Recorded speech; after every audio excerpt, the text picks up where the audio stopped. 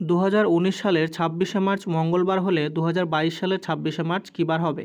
তো এটা ক্যালেন্ডারের অঙ্ক, যেটা একটা সহজ টাইপ দিয়েছে, যেখানে আমাদেরকে বলা আছে 2019 সালের 26শে মার্চ আমাদেরকে দেওয়া আছে মঙ্গলবার। তাহলে এখানে আমাদেরকে দেখতে হবে টোটাল দিনের গ্যাপ কত হচ্ছে, বা অড ডেজ যেগুলো থাকে সেগুলোর গ্যাপ কত হচ্ছে। তো আমরা প্রথমে যদি 19 থেকে যদি 22-এ যাই, তাহলে আমাদের ইয়ারের গ্যাপ কত হচ্ছে? ইয়ারের গ্যাপ হচ্ছে 3। তার মানে আমাদের এখানে দিনের বা অড ডেজ পাবো আমরা 3টে। তারপর এখানে দেখতে হবে যে 2019 থেকে 22-এর মধ্যে লিপ ইয়ার আছে কিনা। তো 2019 তো লিপ ইয়ার নেই, 2020 হচ্ছে একটা লিপ ইয়ার। তাহলে এখানে আমাদের লিপ ইয়ার যটা থাকবে তটা হচ্ছে আমাদের আবার অড ডেজ অ্যাড হবে। তাহলে এখানে আমরা টোটাল অড ডেজ কত পেলাম?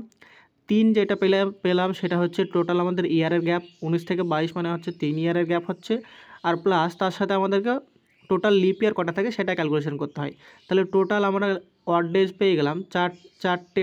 তাহলে এই অড ডেজ 4টে যেটা পেলাম সেইটাই হয়ে যাবে আমাদের ক্যালেন্ডারের মধ্যে যে ডেজের ডিফারেন্স সেইটা। আর এখানে আমাদের তারিখের মধ্যে কোনো চেঞ্জ নেই, 26শে মার্চ দেওয়া ছিল, 26শে মার্চ বার করতে বলেছে, তাহলে ওটা নিয়ে কোনো সমস্যা নেই। তাহলে আমরা টোটাল পেয়ে গেলাম 4টে অড ডেজ।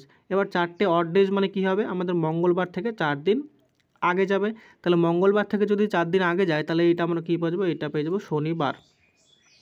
তাহলে এখানে আমাদের অপশান নাম্বার এ হয়ে যাবে সঠিক উত্তর। 2019 সালে 26শে মার্চ যদি মঙ্গলবার হয়, তাহলে 22 সালে 26শে মার্চ আমাদের হয়ে যাবে শনিবার।